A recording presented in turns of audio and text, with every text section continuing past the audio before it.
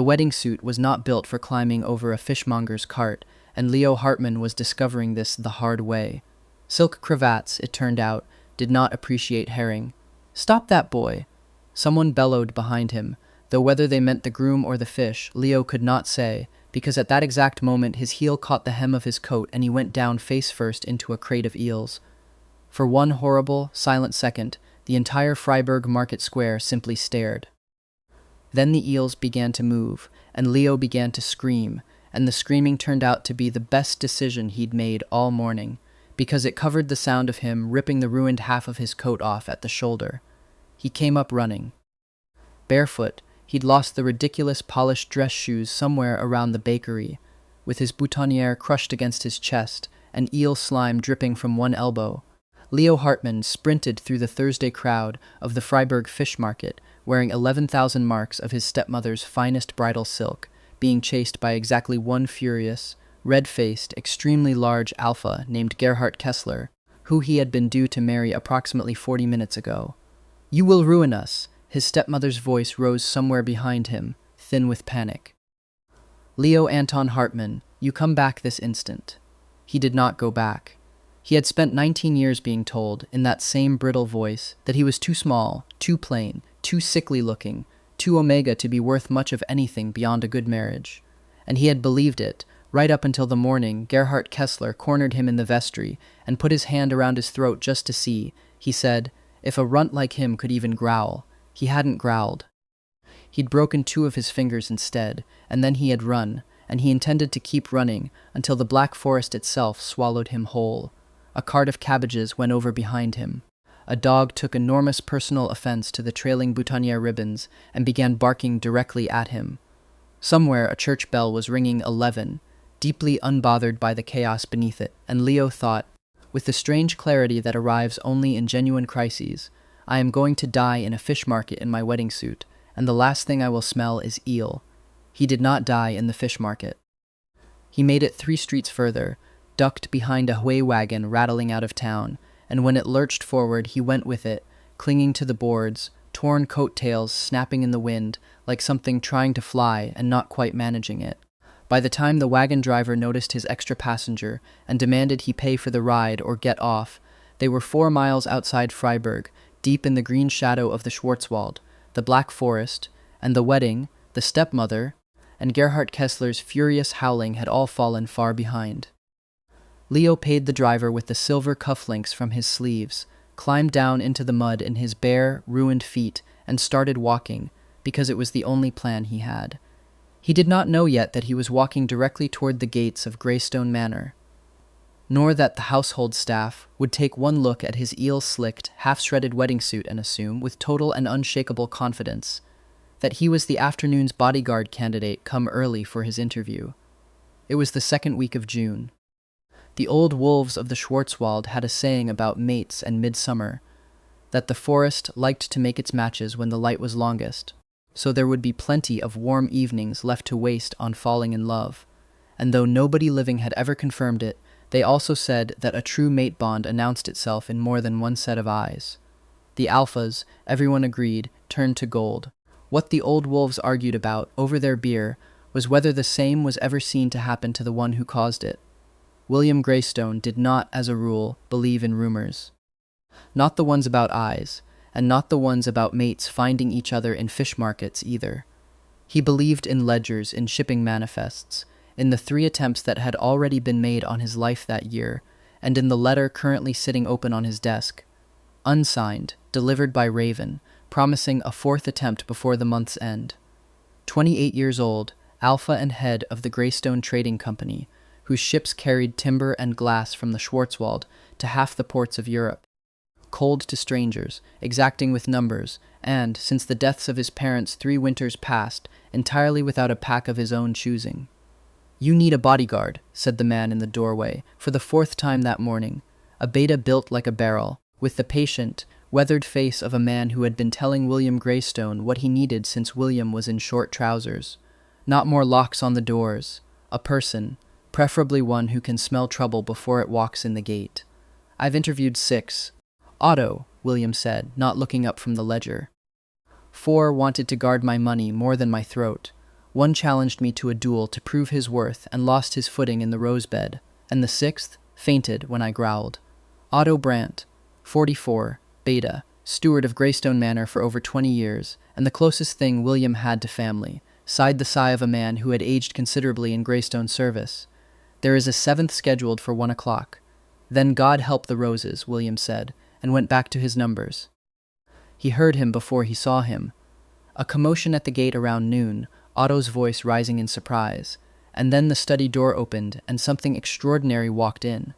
He was small, alarmingly small, for someone applying to guard an alpha twice his size, barely reaching William's shoulder, built like a sparrow that had gotten lost on the way to somewhere warmer.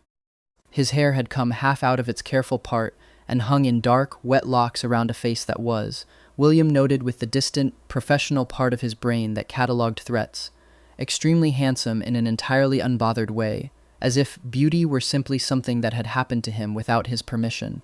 He was also, unmistakably, wearing the shredded remains of a wedding suit.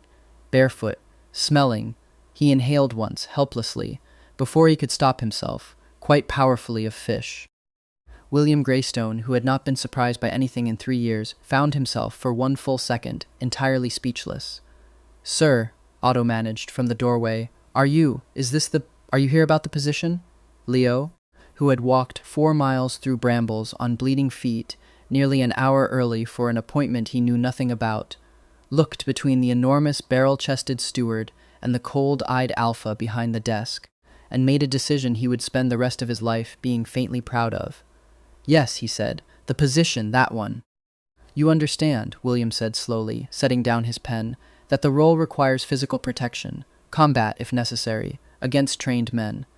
Leo thought of Gerhard Kessler's fingers and did not smile, though it was a close thing. "I understand," he said. William looked at him, at the delicate wrists, the collarbones like bird bones under torn silk, the general and total impression of someone who might be knocked over by an enthusiastic breeze, and felt something in him, something old and tired and grieving, almost want to laugh. "You're an Omega," he said, not unkindly. Simply a fact, laid on the desk between them.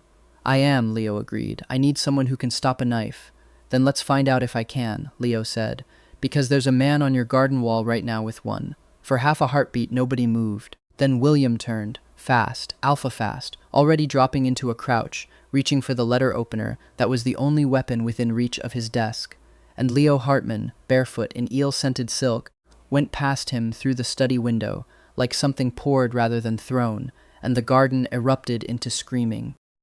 Later William would try to describe what he saw, and fail every time. The man on the wall, a hired blade, all leather and grim professionalism, the kind of man who did not startle easily, had one heartbeat to register that a boy in a torn wedding suit had launched himself out of a second-floor window at him, and no heartbeats at all to decide that this was a problem worth taking seriously. That was his mistake. Leo hit him mid-fall, using his own shoulder as a landing point, and he was face down in the boxwood hedge before he understood he'd been moved. A second man came around the garden wall at a run, blade already out, shouting for his companion, and Leo turned, unhurried, almost bored, and drove his bare heel into the side of his knee with a crack that carried clean across the lawn. He folded.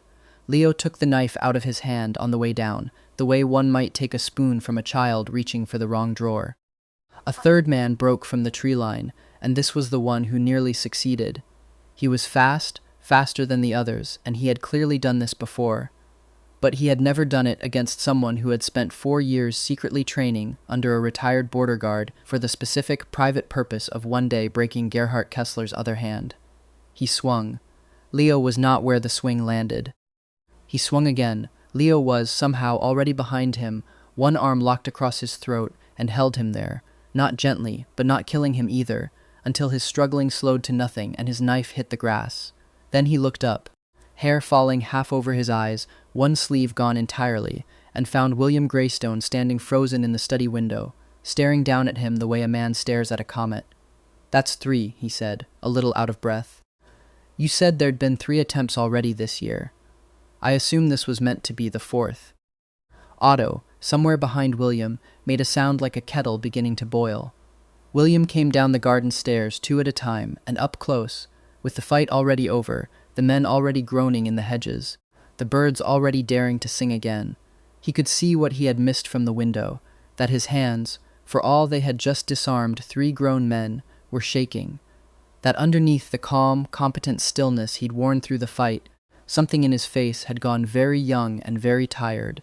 The moment there was finally nobody left to hit, he had seen that look before.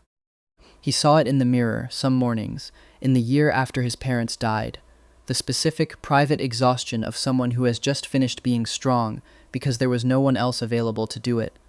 "You're bleeding," he said, quieter than he meant to. "I'm fine. Your feet are bleeding. You walked here barefoot. It was not a question." He could smell it now, blood under the fish and the crushed grass, faint and stubborn, the kind of injury someone ignores, because stopping to notice it is a luxury they haven't been given in a long time. Something in Leo's chest, some old and armored thing, cracked very slightly at being noticed. Not for what he'd done.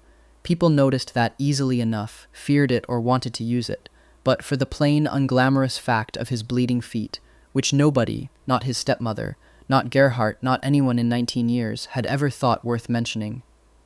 "They'll manage," he said, and his voice came out rougher than he intended.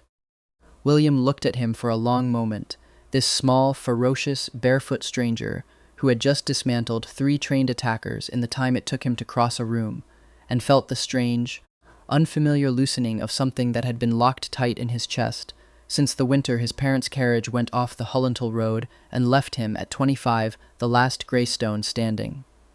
"Come inside," he said. "Both your feet and this conversation need tending, and I find I would rather do neither of those things in front of an audience." He did not say thank you.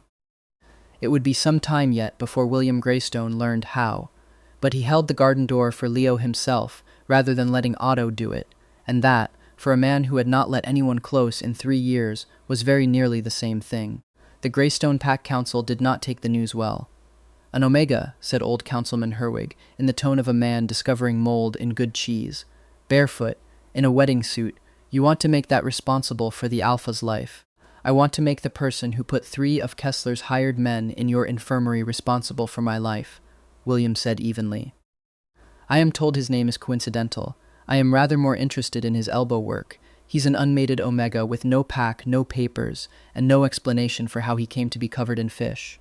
I have a name and an explanation, Councilman, and I intend to earn the rest," Leo said from the doorway, where he had been waiting with considerably less patience than his bandaged feet suggested he ought to have. He'd been given dry clothes, a plain gray shirt and trousers 2 sizes too large, borrowed from a stable hand, and looked, if anything, more dangerous now than he had in silk. "My name is Leo Hartmann.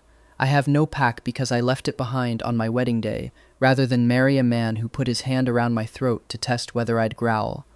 And I was covered in fish because the market was between me and freedom, and I did not feel that was worth negotiating over." The council chamber went very quiet. "A name is not papers," Herwig said, though with rather less certainty than he'd started the sentence. "No," Leo agreed, "it isn't. But 3 men in your infirmary are a fact, and facts are worth more than papers in my experience. Would you like to see the bruises they left, Councilman, or will you take my word for the rest?" Herwig, to his credit, had the grace to look uncomfortable. "That is, a serious accusation to make against a fellow Alpha." "It's not an accusation," Leo said. "It's an inventory." William, watching from the head of the table, felt something that had not troubled him in a very long time. The urge to smile in a council meeting. "He stays on trial," he said, before Herwig could rally. 1 month. Papers can be arranged in that time, if he still wants them by the end of it. If, in the meantime, he fails to protect this household, we revisit the matter. If, on the other hand, he continues to remove hired blades from my garden hedges with his bare feet, I expect this council to stop wasting my afternoon." The vote was reluctant, but it passed. There was, in the Graystone kitchens, a fox. He had appeared the previous winter, half-starved and entirely unashamed of it, and had been adopted, over Frau Bauer's loud and continuous objections, by a household that could not, in the end, bring itself to turn him back out into the snow. His name was Reinecke, his age was uncertain, and his opinions on nearly everything were enormous. He had a long-standing habit of stealing from Otto's kitchen, and an equally long-standing habit of biting anyone who tried to stop him. He had drawn blood from 2 undercooks and 1 visiting duke. It was Reinecke, in the end, who settled the household's opinion of Leo where the council could not. On his first evening in the manor, still limping faintly on his bandaged feet, he found the fox mid-heist, a whole smoked trout clamped triumphantly in his jaws, halfway out the scullery window. He did not chase him. He simply sat down on the kitchen step, produced a scrap of bread from his sleeve he'd been saving since dinner, and waited. Reinecke, insulted that his crime was being ignored, came back inside to investigate. 10 minutes later, Otto found his Omega bodyguard sitting cross-legged on the flagstones, feeding bread to a fox who was, for the first time in his short and larcenous life, sitting politely for it, tail curled neat around his paws like a cat's. He's never done that for anyone, Otto said faintly. He just wanted someone to take him seriously, Leo said, not looking up. Most difficult creatures do. Otto looked at him for a long moment. At the borrowed clothes, the bandaged feet, the small, unbothered calm of a boy who had broken a man's fingers that morning and was now negotiating peace treaties with a fox, and decided, privately, that whatever else this Leo Hartmann turned out to be, he was not going to be boring. He was, as it happened, entirely correct. The month's trial ended on a gray Tuesday morning, and Otto marked the occasion by appearing in the study with a leather folder and the faint, self-important air of a man delivering a royal decree. "Papers," he announced, setting the folder on the desk in front of Leo with something close to ceremony. "Pack registration, a certificate of household employment, and a letter from the magistrate's office confirming your legal name and standing, all properly sealed." I had them drawn up the week Councilman Herwig made his objection, on the theory that a man who complains about missing paperwork ought to be handed exactly what he asked for. Leo looked at the folder for a long moment before he opened it, and William, watching from behind his desk, ostensibly absorbed in a shipping manifest, noticed that his hands, so steady when disarming armed men, were not entirely steady now. "You didn't have to do this," he said. "I did, rather," Otto said. "You're part of this household. Households keep records of the people who matter to them. It seemed high time yours existed, somewhere other than in the bruises you've left on Kessler's men." Leo read the papers twice, slowly, the way a person reads something they intend to remember the exact wording of for years. And when he finally looked up, his eyes were suspiciously bright, though he would deny it fiercely if anyone ever mentioned it.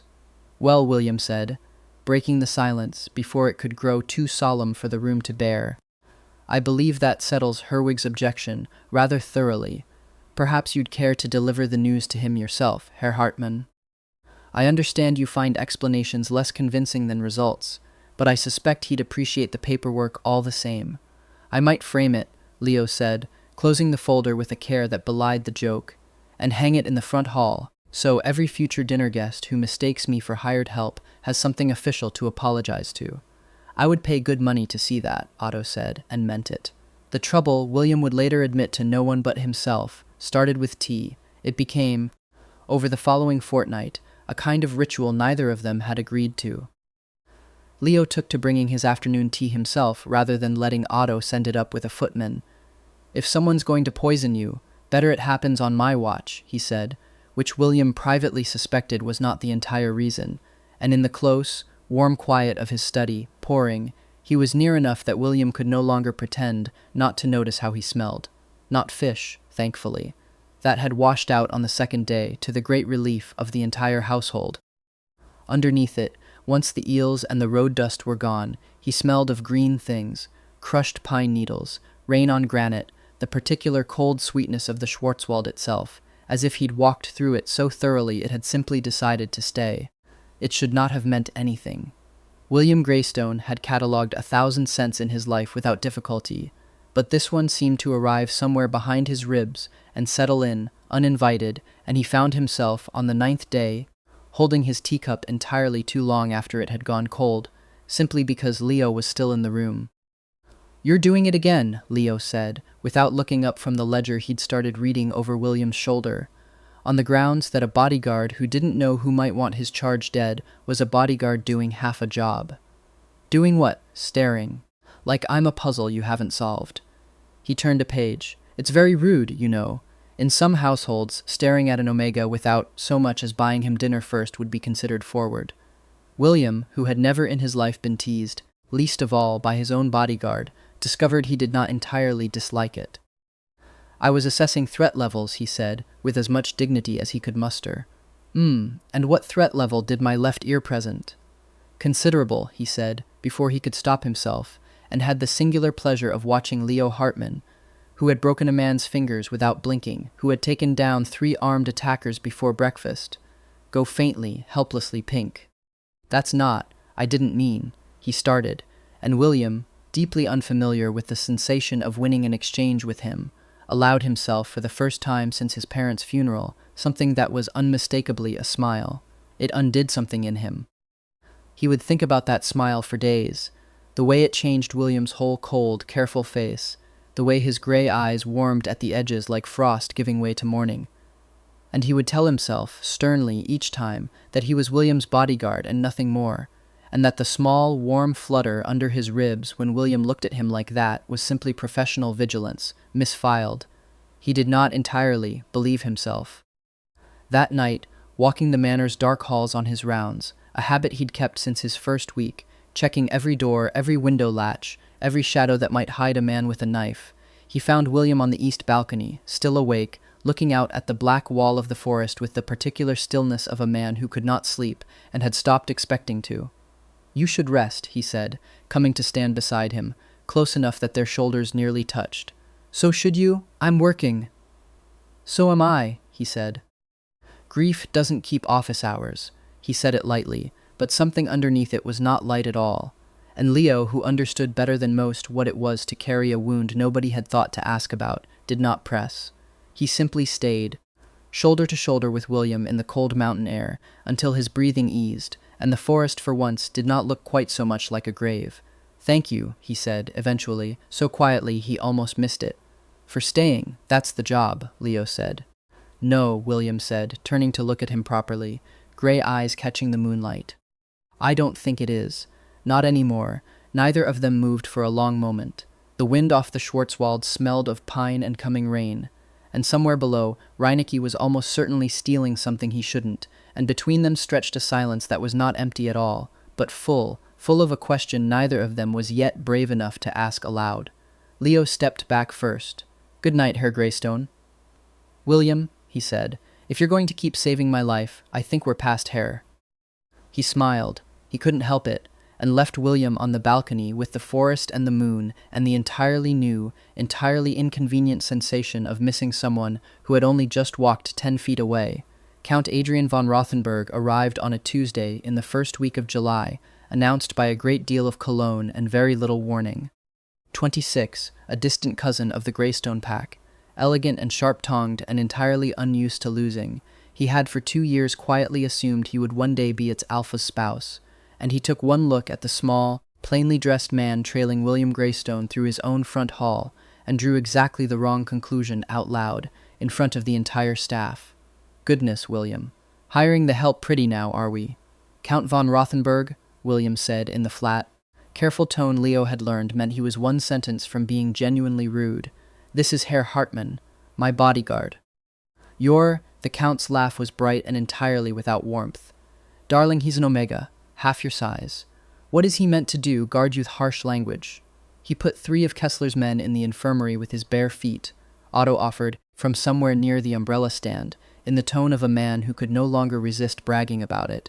The Count's smile thinned. "How rustic." Leo, who had promised himself he would be professional, discovered that promise had a limit, and the limit was apparently rustic. "Would you like a demonstration, Count?" he asked sweetly. "I find explanations so much less convincing than results." "Leo," William said, and there was a warning in it, but there was also, he caught it, just barely, in the corner of his mouth, the beginning of a smile he was trying very hard to suppress. The Count did not stay to test the offer. He swept off toward the drawing room in a cloud of offended cologne, and it was only that evening, over a supper the Count had somehow invited himself to, that his true purpose became clear. "The Eastern trade routes," he said delicately over the soup, "have grown so dangerous. All these attacks on you, William, I do wonder if it wouldn't be wiser to fold the shipping contracts into the Rothenburg estate, for safety's sake. We are family, after all." Leo, standing at his post by the door, as he insisted on doing at every meal since the assassination attempt, watched the Count's face very closely and saw, beneath the concern, beneath the family warmth, something colder and far more interested in ledgers than in William's safety. He said nothing yet, but he began quietly to watch the Count's letters. It was 2 nights later, walking the eastern garden path after the household had gone to sleep, that Leo heard the duck. It was, objectively, an absurd sound to hear at midnight in a formal garden. An outraged, furious quacking, followed by a great deal of splashing from the ornamental pond, and he went to investigate, expecting nothing worse than Reinecke attempting a second career in poultry theft. What he found instead was William, shirt sleeves soaked to the elbow, ankle-deep in the pond, locked in a losing battle with an extremely large, extremely angry duck that had apparently taken exception to being rescued from a tangle of pondweed. "I was trying to help it," he said, with the wounded dignity of a man who ran an international trading empire and was currently being out-argued by waterfowl. Leo laughed, really laughed, the first full, unguarded laugh William had heard from him, and waded in without a second's hesitation to help, and between the two of them they managed to free the duck, who repaid their kindness by biting William firmly on the thumb and paddling off without a backward glance. "Ungrateful," William muttered, examining the bite, and Leo, still laughing, caught his hand without thinking to look at it himself. The laughter stopped. His hand was warm, and larger than Leo's by a considerable margin, and neither of them moved to let go. The garden was silent except for water dripping from soaked sleeves and the distant, retreating indignation of the duck, and William looked down at him. Moonlight in the dark water, moonlight in his hair, his thumb tracing, absently, over the small red mark the duck had left, and thought, with sudden and total clarity, that he had never in his life wanted so badly to close a distance of 6 inches. "Leo," he said low. "William." His voice had gone soft too, all the teasing burned out of it, replaced by something that made his heart beat very loud in his own ears. He leaned down. Leo went up on his toes, some traitorous instinct he hadn't authorized taking over entirely, and for one suspended, breathless moment the whole garden held still around them. And then a shout went up from the manor, sharp and urgent, and both of them turned as one, instincts snapping back into place like a lock closing, and the moment was gone, swallowed by the sound of Otto's voice calling William's name across the dark lawn with real fear in it. They ran for the house together, soaked and breathless, the near kiss left behind in the water with the duck, and neither of them spoke of it, though neither of them, in the days that followed, quite managed to forget it either. Otto's shout had been for a fire, a small one, quickly put out, caught in a curtain near the study, and quietly, grimly, everyone in the household understood it had not started itself. It was Leo who found the scrap of scorched paper caught beneath the windowsill the fire had failed to finish burning, and Leo who recognized, with a cold drop in his stomach, the seal pressed into the wax. A hawk over crossed swords, the Kessler crest. "He knows where I am," he said low, showing William the fragment in the gray light before dawn. "He isn't just angry about the wedding anymore. He's angry that I ran to you." "Then he's a fool twice over," William said, "because now he has to get through both of us." But it was worse than simple jealousy, as the next letter, delivered, this time, openly, by a boy paid too little to know better, made clear. 31 years old, broad-shouldered and quick-tempered, Gerhard Kessler had not come alone to his fury. He had found in Count Adrian Rothenburg a willing and useful ally. His hunger for the Graystone trade routes, his hunger for Leo's humiliation and William's ruin folded together into a single ugly plan. "Bring the Omega to the old glassworks at Titisee by the next full moon," the letter read, "or the next fire will not be so small, and it will not be aimed at curtains." William read it twice, jaw tight, and set it down with the careful control of a man who wanted very badly to put his fist through the desk instead.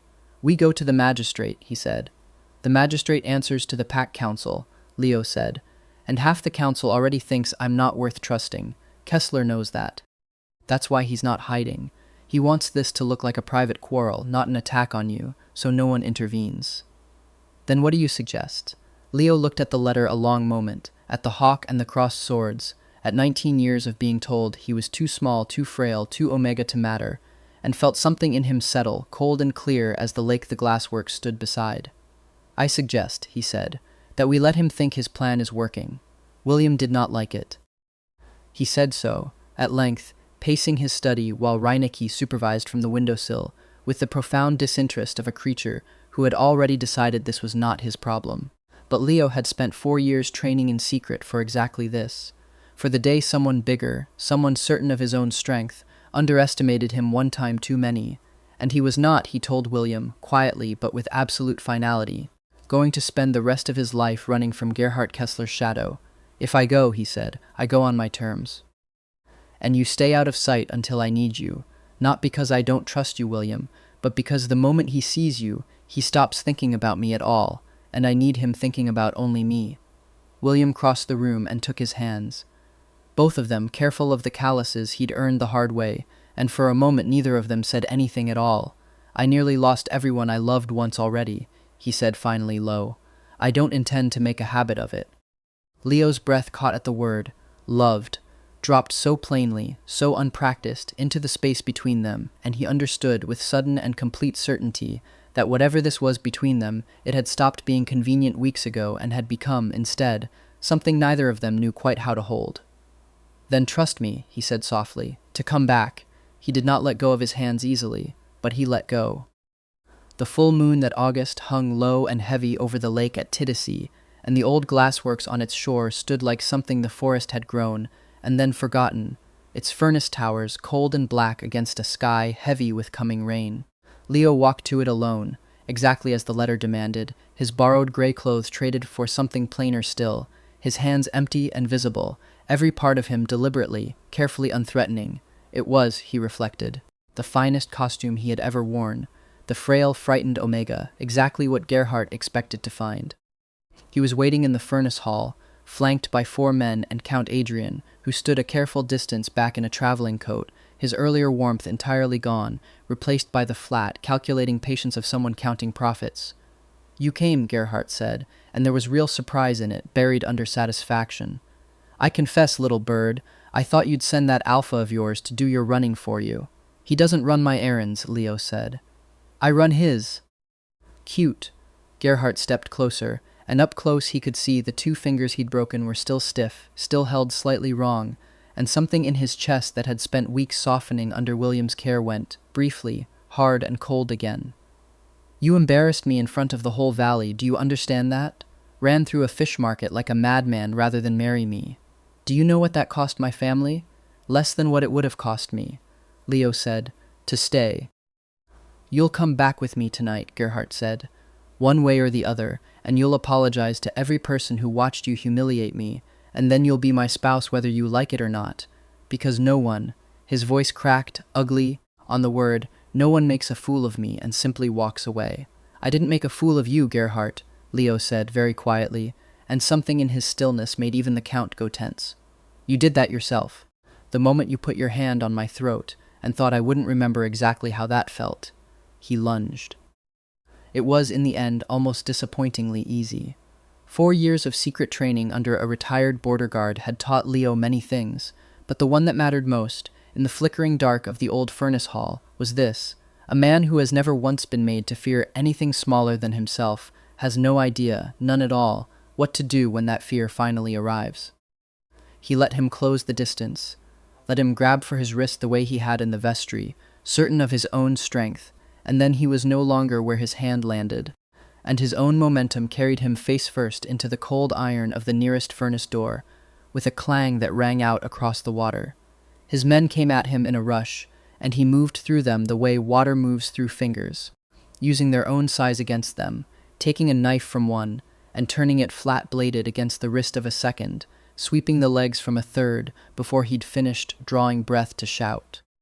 The 4th man had a pistol, and it was the pistol that nearly ended things, except that a shape came off the roofline behind him in total silence, dark against the darker sky, and William Graystone, who had, contrary to every promise he'd made Leo, not stayed as far away as agreed, brought the man down before the shot could clear its barrel, the 2 of them grappling into the shallows of the lake in a spray of freezing water. Gerhardt, bleeding from a split lip, came up from the furnace door with a roar and reached for Leo again, and this time he did not dodge. This time he met him. It was not elegant. It was fast and furious and entirely without mercy, 4 years of quiet fury finally given somewhere to go, and when it was over, Gerhard Kessler was face down on the glassworks floor with his one good hand pinned behind him, and Leo's knee planted firmly between his shoulder blades, and he was, for the first time in his life, entirely, completely still. "You will never," Leo said, low and even, right against his ear, "put your hands on me again. Do you understand?" He understood. Across the hall, William had the fourth man subdued in the shallows, soaked to the skin, and looked up in time to see Count Adrian attempting, with what dignity remained to him, to slip out through the furnace hall's far door. "Adrian," he said, and his voice, flat, cold, utterly, without the warmth he'd wanted from him for 2 years, stopped him mid-step. "The magistrate will want a full account of the Eastern route contracts. I imagine you have quite a lot to tell him." He did not answer. He simply straightened his coat and walked out into the night to whatever awaited him, and did not look back. It was only once the last of Gerhardt's men had been tied, gagged, and left for the constables William had quietly summoned an hour before, a precaution Leo had not known about, and would tease him mercilessly for later, that the two of them finally stood alone in the cooling ruin of the furnace hall, both soaked, both bleeding in small unimportant places, and both for the first time all night entirely still. "You said you'd stay out of sight," Leo said. "I lied," William said, without a shred of apology. "I told you I don't intend to make a habit of losing people I love. I meant it." There it was again, love, no longer dropped by accident, but placed deliberately into the space between them, and Leo felt the last of his careful walls, built over 19 years of being told he was too small to matter, come down all at once, like something that had simply been waiting for permission. "William," he started, and did not get further, because William had already crossed the distance between them. The whole 6 inches that the duck and the shout and the fire and Gerhard Kessler had cost them. Twice now, and this time nothing interrupted them at all. His mouth found Leo's, careful at first, as though he expected him to vanish, and then not careful at all, when Leo rose onto his toes and kissed him back with every bit of the fierce, unguarded feeling he'd spent weeks pretending was merely professional vigilance. Somewhere in the middle of it, William made a low, startled sound against his mouth and pulled back just far enough to look at him, and Leo watched, breath caught entirely still, as his storm-gray eyes, right there in the ruined furnace light, bled slowly, unmistakably, to gold. "Oh," he said faintly, as though someone had handed him the one number in his ledgers he had never expected to see. "Oh, what?" Leo said, though he already knew, could feel the answering warmth kindling somewhere behind his own ribs, could feel the bond settling into place, like a key finally finding its lock. "William, what? You're my mate," he said, and for the first time since Leo had met him, William Graystone, cold, careful, exacting William Graystone, looked utterly, helplessly undone. "You are unbearably, catastrophically, entirely my mate. And you found that out by watching me get bitten by a duck." Leo laughed, really laughed, bright and disbelieving, there in the wreckage of the fight they'd just won, and kissed him again simply because he could, because the forest was quiet and the lake was still, and the man he loved had gold in his eyes now because of him. "I suppose," he said against William's mouth, "we'll have quite a story to tell our children. About the duck? About all of it," he said. "Especially the duck. News of a mate bond in a pack the size of Graystone's travels faster than any letter." By the time William and Leo returned to the manor, soaked, bruised, and entirely unable to stop finding excuses to touch each other's hands, Otto was already waiting at the gate, with a face caught halfway between fury at the unauthorized midnight rescue mission and open, unguarded joy at the gold now settled permanently into his alpha's eyes and at something new and answering warm at the edges of Leo's own. "You," Otto said to William, "went to a possible ambush without telling your own steward, after promising your bodyguard you would stay hidden." "I did," William agreed. "And you," Otto said to Leo, "put a full-grown alpha face-first into a furnace door with your bare hands." "I did," Leo agreed, rather more cheerfully. Otto looked between the two of them for a long moment at the soaked clothes and the matching, helpless, thoroughly undignified smiles neither of them seemed able to suppress, and finally allowed himself the exact sigh of a man who has been proven right about something for weeks and is far too fond of everyone involved to say "I told you so" out loud. "Well," he said instead, "I'll have cook put the good wine out." The council, when it convened 3 days later, was rather less graceful about it. An unmated bodyguard is one thing, Councilman Herwig began, with the air of a man rehearsing a speech he'd been building since the news broke. A mate, though, untested pack ties, unknown lineage, no formal. He removed 3 armed men from my garden with his bare feet, William said. Then, this week, personally ended a kidnapping plot that half this council failed to notice was forming under its own nose, involving one of its own members. He let that sit a moment, watching Herwig's face pale as he remembered, belatedly, exactly whose cousin Adrian von Rothenburg had been. I am not seeking the council's permission to love him, Herwig. I'm informing you, as a courtesy, that I intend to marry him, and that any objection raised in this chamber will be conducted with the full knowledge that my mate has already demonstrated, repeatedly, precisely what happens to people who underestimate him. There was a long, considering silence. Welcome to the pack, Herr Hartmann, Herwig said finally, with the resigned dignity of a man who knew a losing argument when he heard one, and somewhere near the council chamber door, Otto had to turn a laugh into a cough. It was Leo, in the end, who insisted the wedding not happen in a church. I have very specific feelings about wedding venues now, he told William, quite seriously, over breakfast the following week, while Reinecke attempted, unsuccessfully, to steal a sausage directly from William's plate under the table. Something about eels. So they were married that same August, in the garden. The same garden where 3 of Gerhardt's men had once gone down in the boxwood hedges. The same garden where a very ungrateful duck had nearly cost them both a kiss 6 weeks earlier, under a canopy of late summer roses, with the whole Schwarzwald standing green and watchful at the edge of the lawn like an old friend, come to witness something it had been waiting a long time to see. Leo wore a suit of pale gray silk, sturdy silk, this time, chosen specifically for its resistance to fish markets, a joke that made half the wedding party laugh and the other half deeply confused. And when he came down the garden path on Otto's arm, he had cried, though he denied it fiercely for years afterward. William Graystone, standing at the end of it with gold in his eyes and his whole cold, careful heart finally entirely open, forgot every word of the vow he'd spent a week writing. I had a speech, he admitted, as Leo reached him, and the wedding party laughed softly at the crack in his usually flawless composure. Tell me anyway, Leo said, smiling. I had planned to talk about trade routes, William said, and how you arrived in my life the way a storm arrives at sea, unscheduled, entirely uninvited, and impossible to prepare for.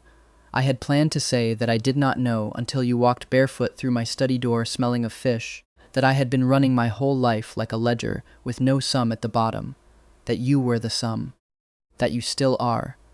He took both his hands the way he had in his study weeks before, careful of every callus he'd earned. But mostly, Leo Hartmann, I just wanted to say, thank you for running toward my gate instead of away from it. Whatever brought you to me, I will spend the rest of my life grateful it did.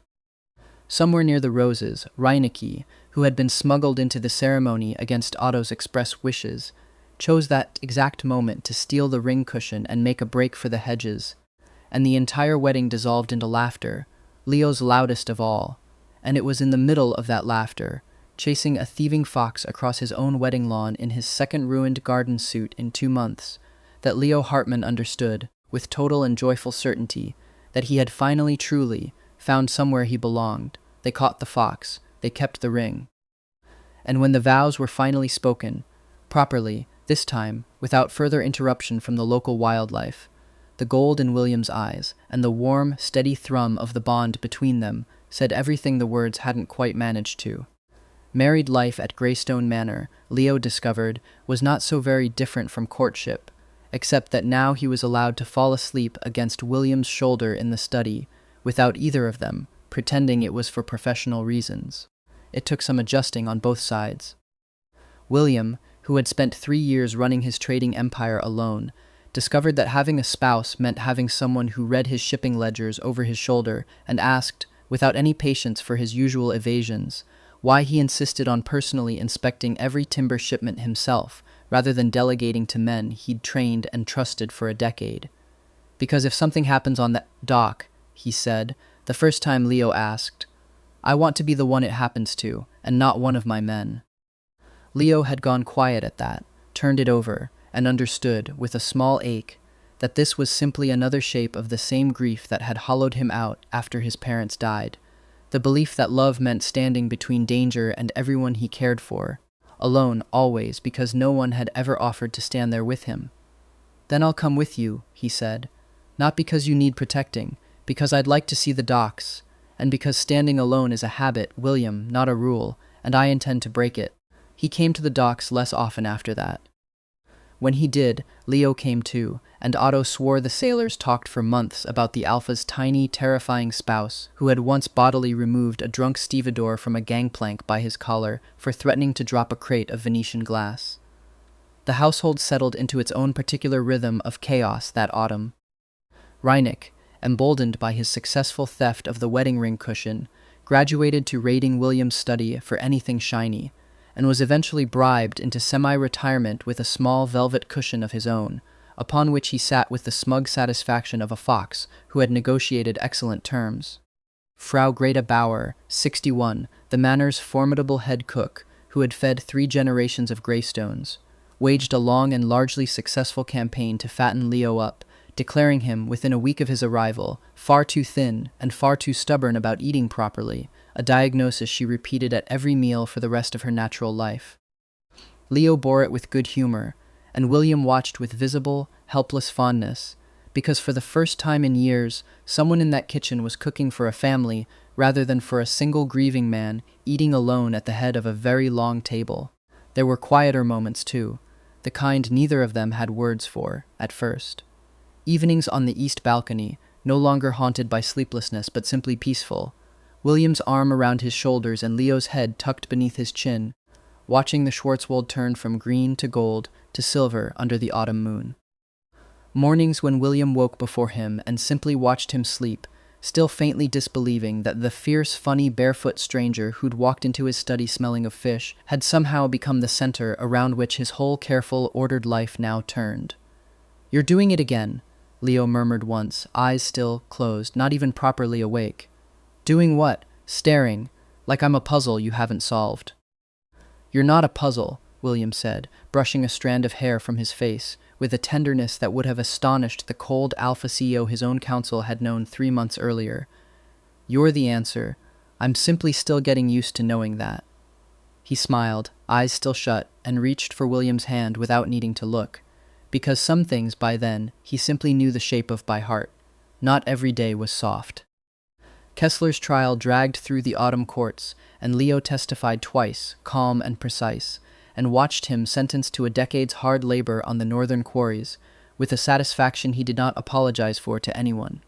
The Rothenburg estate, stripped of its stolen trade contracts, fell into a quiet, humiliated obscurity that William, to his credit, took no pleasure in beyond the simple relief of his ledgers finally balancing again.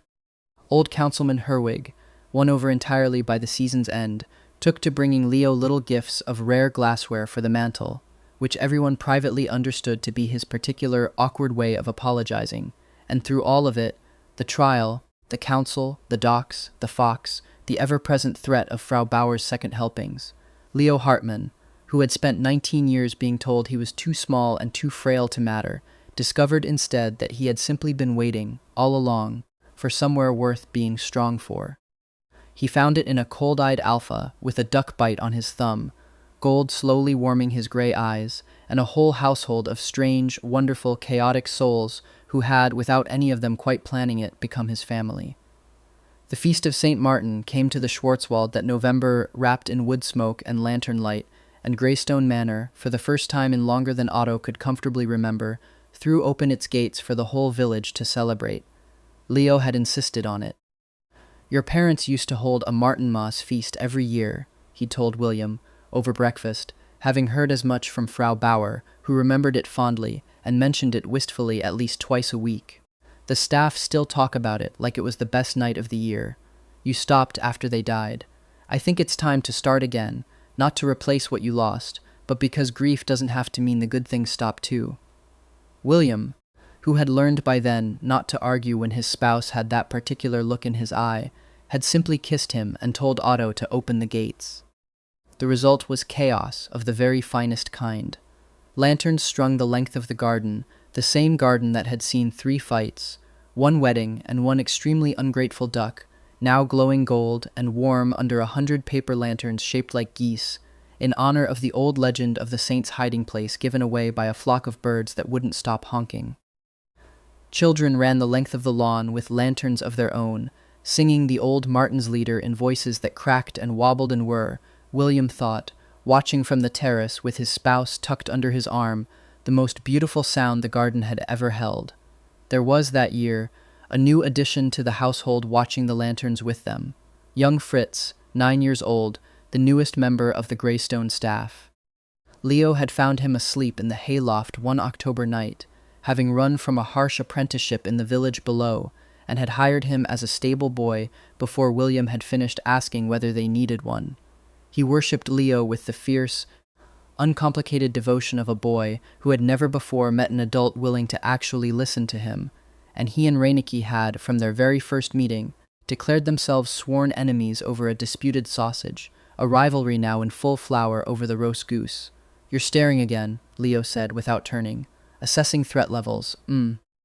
What threat level does the children's choir present? Considerable," William said, and kissed the top of his head, and thought, not for the first time, that a man who 3 years earlier had believed himself entirely finished with joy had somehow ended up with more of it than he knew what to do with. Fritz, meanwhile, was locked in a dignity-based standoff with Reineke over the roast goose, an argument the fox appeared to be winning purely through sustained, unblinking eye contact, and it was Leo who finally settled the matter by producing, from some hidden pocket in his festival coat, a smoked sausage he'd smuggled out of the kitchen specifically for this purpose, on the grounds that a household this chaotic needed contingency plans. "You planned for this," William said, delighted, watching Reineke abandon the goose entirely in favor of his bribe. "I planned for everything," Leo said serenely. "It's how I ended up married to you. I thought that was fate." "Fate," Leo said, "helped by considerable planning. I did, after all, run in the direction of your gate rather than any other direction available to me that morning. Is that so?" "There was also a very good hedge to hide behind," Leo allowed. "I won't pretend it was entirely strategy." Later, when the lanterns had burned low, and the village families had trickled home wrapped in wool and good cheer, and Fritz had fallen asleep sitting upright against the garden wall, with Reineke curled, against all established treaty terms, in his lap, William and Leo walked the last cooling length of the garden together, his hand warm in William's, the bond between them settled and steady as a held note. "I used to hate this garden," William admitted quietly, looking at the dark shapes of the boxwood hedges, where 3 men had once gone down beneath his bodyguard's bare feet. "After my parents died, I mean. I couldn't walk through it without thinking of everything I'd lost. And now I think of you flying out of my study window in a wedding suit," he said, "and I can't imagine loving anywhere in the world more." Leo laughed, soft and warm in the cold night air, and leaned into him, and above them the last of the lantern light guttered gold against a sky gone thick with early winter stars. The same gold, he thought, that lived now, permanently, gently, in the eyes of the man he loved, and in his own if the old wolf's second rumor had been true after all. It was, he decided, watching his breath fog in the lantern light, exactly the kind of ending he had never once let himself hope for, on the morning he'd gone running, barefoot and furious and smelling of eels, through a fish market he'd been so sure was the worst place his life would ever take him. It had turned out, instead, to be the very first step toward the best one. By the time the following Martinmas came around, Graystone Manor had a great many new traditions to keep. Frau Bauer's expanded feast menu, Fritz's official, and much celebrated, promotion from stable boy to Otto's steward in training, and Reineke's continued, unrepentant reign of terror over any sausage left unattended for more than 30 seconds. The council no longer objected to anything Leo did. In fact, old Herwig had taken, with a stubbornness that made William laugh every time he thought of it, to introducing him to visiting merchants as the finest addition this pack has made in a generation, as though the earlier objections in the council chamber had simply never happened at all. The Rothenburg estate had quietly changed hands, sold off to cover its debts. Nobody in the Graystone household mourned it. Gerhard Kessler's name had mercifully stopped coming up in conversation entirely, which both William and Leo privately agreed was exactly the right amount of attention to give him. And in the garden, the same garden, forever now stitched through with the whole strange, joyful history of them, the roses that had bloomed over their wedding had, that spring, been joined by a second, smaller bed, planted by Leo himself along the eastern wall, of the same hardy white flowers that grew wild through the Schwarzwald. Snowdrops, he told William, kneeling in the dirt with earth on his hands, and Reineke supervising with deep suspicion from a nearby bench. For the white wolves, since apparently I married into a whole pack of them. You are one of them now too, William reminded him, crouching down beside him in the flower bed without a shred of concern for his very fine coat. I am, Leo agreed, and there was something in his voice, something warm and settled, and entirely without the old ache of 19 years spent being told he wasn't enough, that told William more clearly than any words could have, exactly how completely he had come to believe it. The forest stood green and watchful around them, the way it always had, the way it always would. But it did not look like a grave to William anymore, hadn't for a long while now, and Leo, barefoot again, by choice this time, toes curled into the cool spring earth, thought that if anyone had told him, on the worst morning of his life, running for his freedom through a fish market reeking of eels, that he would end up here, kneeling in the dirt beside a man with gold in his eyes, planting flowers for a pack that had become, in every way that mattered, his own, he would not have believed a word of it. He was, he reflected, glad to have been wrong. 3 summers after the wedding, Graystone Manor had acquired several new residents, a small, dark-haired son named Rowan, who at 18 months had already inherited his father's total disregard for personal danger and his other father's absolute inability to say no to him. A second, less official resident named Duckling, a duck of unknown and possibly criminal lineage, who had wandered up from the pond one spring and simply never left, on the grounds, Leo maintained, of ancestral grudge and unfinished business, and Reineke, older now and considerably more dignified, who had taken to guarding Rowan's cradle with a ferocity that suggested he considered the child, on some level, to be his. It was a warm evening in June, and William Graystone, head of the Graystone Trading Company, terror of 3 separate hired assassins, and, by his spouse's frequent and cheerful insistence, the only man in the Schwarzwald ever bested by a duck, was on his hands and knees in the garden, attempting to coax his son out from beneath the same boxwood hedge that had once broken a hired blade's fall. Rowan Elias Graystone, he said, with the weary patience of a man who had negotiated shipping contracts with considerably less difficulty, your father would like you to come out of the hedge before supper. Rowan, who had inherited his father's gray eyes, and everyone agreed, his other father's complete immunity to being told what to do, regarded William from the shadow of the boxwood with placid, unbothered interest, and did not move an inch. He gets that from you, you know, Leo said, from the terrace, watching with undisguised delight as his husband, cold, careful, once entirely joyless William Graystone, attempted to bargain with a toddler using a biscuit as leverage. He does not. You once refused to leave a burning study because you hadn't finished the sentence you were writing. That was a very important ledger. It was a laundry list, Leo said serenely, and William, giving up on dignity entirely, simply lay down in the grass beside the hedge until Rowan, delighted by this new development, crawled out to investigate his father lying flat on his back in the lawn, and promptly sat on his chest in triumph. I surrender, William announced to the evening sky, with his son perched victorious on his ribs, and Duckling waddling over to inspect the proceedings with deep personal offense at not having been consulted. Completely, utterly, I am beaten. As you so often are, Leo said, coming down the terrace steps to join them. Be everyone in this household smaller than you. There is a pattern, William admitted, catching his hand as he sat down in the grass beside them, and I find I don't mind it one bit. Duckling, deciding the moment required his personal involvement, chose that exact instant to bite William firmly on the ankle, and the whole garden. William's indignant yelp, Rowan's delighted shriek of laughter, Leo's helpless laughing collapse into the grass beside them, even Reineke's disapproving chatter from the terrace rail, dissolved into the kind of joyful, chaotic noise that Graystone Manor had not known in the long years before a barefoot boy in a ruined wedding suit ran through its gates, and had known gladly ever since. Later, once Rowan was asleep and the duck had been evicted from the nursery. For the 3rd time that week, William found his husband on the east balcony where he'd once found him on so many sleepless nights years before, looking out at the dark line of the Schwarzwald under a sky gone soft with stars. Any regrets? He asked, coming to stand behind him, arms settling around him the way they always did now, easy and certain, a habit built from years, instead of a question either of them still needed to ask. Leo leaned back into him, gold eyes meeting gray, his own eyes, warmed at the edges now too, the quiet second half of the old wolf's rumor.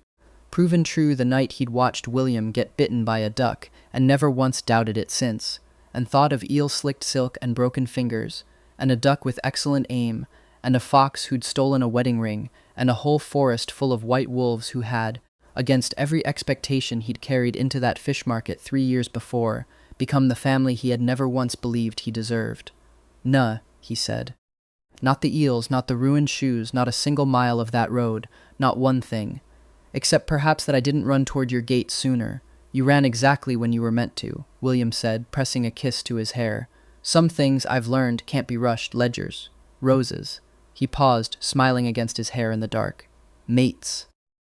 Somewhere below the balcony, the duck began quacking with great and sudden outrage, having apparently located the nursery again, and Leo laughed, bright, unguarded, entirely happy, and pulled his husband back inside to go deal, once again, with the ridiculous, wonderful chaos of the life they had built together.